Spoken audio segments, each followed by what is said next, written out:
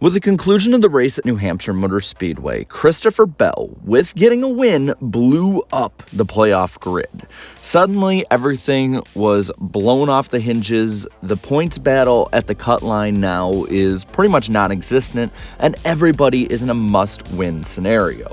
And with 6 races left at Pocono, Indy, Michigan, Richmond, Watkins Glen, and Daytona, who knows how much more it's going to blow up. So, I'm going to pose the question now. Who blows up the NASCAR playoffs next? More on that right after this. Heading into the dog days of summer, there's plenty of fun things to do, so I'm sure you don't want to be stuck inside your kitchen all day, having to be there any longer than you need to be. That's where HelloFresh comes in. HelloFresh offers delicious food that's delivered right to your door.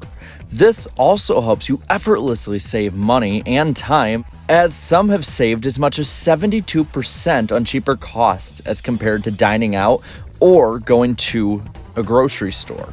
Plus, it's sustainable with pre-portioned ingredients that mean less prep for you and less wasted food.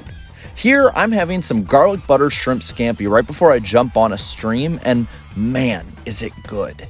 So to get your order today, go to HelloFresh.com and use code Iceberg16 for up to 16 free meals and 3 surprise gifts. That's HelloFresh.com. Then use code Iceberg16 for up to 16 free meals and 3 surprise gifts. Now, back to the show. So what we're going to do is look at a couple drivers as well as a few of the tracks that are really kind of going to be a wild card in all of this. Starting off with 15th place on the grid with Ryan Blaney, who's 105 points in. Most years, Ryan Blaney would be a lock even without a win, but this year is not most years. So right now, he is the best driver in NASCAR without a win. He's in the top 5 in points at the moment when you don't have the playoff grid.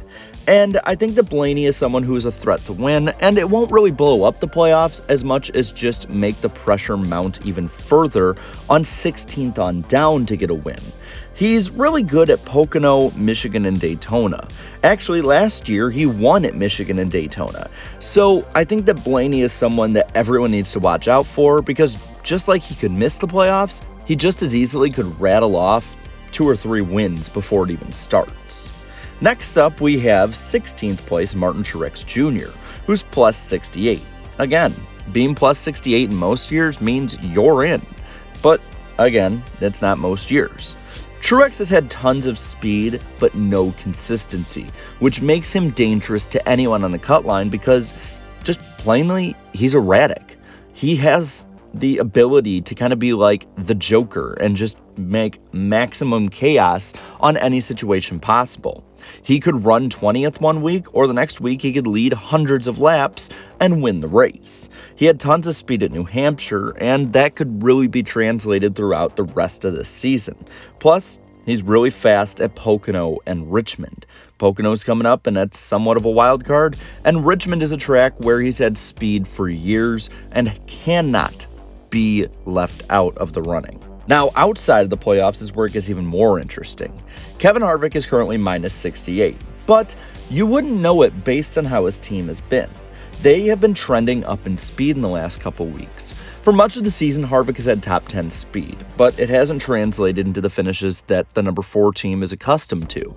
But now they have top 5 speed, and given a good strategy or just some luck, that can translate into a win pretty easily. Plus, the crew is also getting even more consistent, which means that the 4 team is starting to rise up at what might be the right time of the season for them. Plus, remember, he was really fast at Richmond at the end of the race, so with being even faster now, you might expect him to compete for the win as well.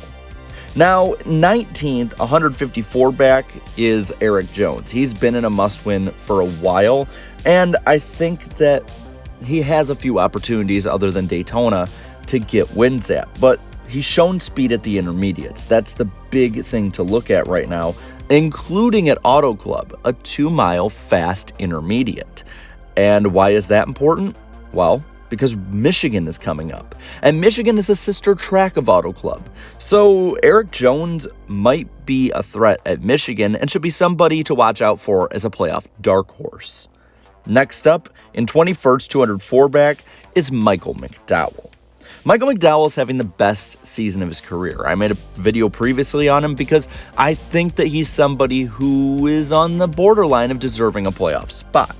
He's fast at road courses and super speedways, which is going to be pretty big seeing how there are 2 road courses left in Indy and the Glen, as well as a super speedway in Daytona, plus Michigan may race like a super speedway according to some drivers.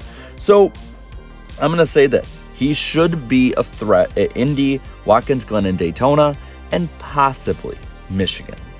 In 23rd is Bubba Wallace, minus 230. Bubba just came off a top 5 at New Hampshire, and while he's had top 5s in lone occurrences before, he definitely seems to have a little bit more speed in that 23 car than probably he had at any point last year. The only thing that you really need to ask is, can he replicate it week over week? Well, he had a top 5 at Pocono last year, so it may be possible for him to do so this year with the next race this week. He's arguably a top 3 drafter, so he will be a threat at Daytona and is probably going to be one of the favorites heading into the wildcard race. In 25th is Ricky Stenhouse Jr., minus 271. Let's be real, with Stenhouse, maybe he might find a crazy way to win one of these next 5 races, but I don't think so. All hope for Stenhouse lies on Daytona. In 29th is Brad Keselowski, minus 323. Keselowski's been in a must-win since pretty much the start of the season after his 100-point penalty. The 2012 champion has had the worst year of his career since coming to Cup, but at the same time, he is a champion, he's adaptable, and he's somebody who could probably string together a good race or two and have a few good shots in getting the win. He was fast at New Hampshire, which maybe he could lead to more, seeing how RFK has gained speed in the last month or so. And while he struggles at Daytona, he is a prolific drafter in general and will be a huge threat at the end of the regular season. Now, those are the only ones in the top 30 that really are threats. You might want me to include Corey LaJoie, but he is insanely far out of the top 30, and I think that may be insurmountable for him. But if he somehow does, he is a good drafter, so Daytona again. Now, while all of this is well and good, you also have to think that if there are more than 16 winners, you could have drivers with a win who blow it up just by getting a win, and if they're the lower ones, like an Austin Cindric, an Alex Bowman, or maybe a Chase Briscoe, they could eliminate those previous 2 that I mentioned just because they'll have less wins, lower in points, and be eliminated due to that. Multiple wins is the only way at the moment to completely ensure your way into the playoffs, and I don't think that's going to be an easy task in these next 6 races. Now, with that, I want to pass it on to you. Who do you think blows up the NASCAR playoffs next? Let me know down in the comments below. While you're at it, leave a like on this video, share this video, and subscribe to my channel for more great NASCAR content. Thank you to all of my channel members for your continued support. It means a ton. And until next time, have a good one.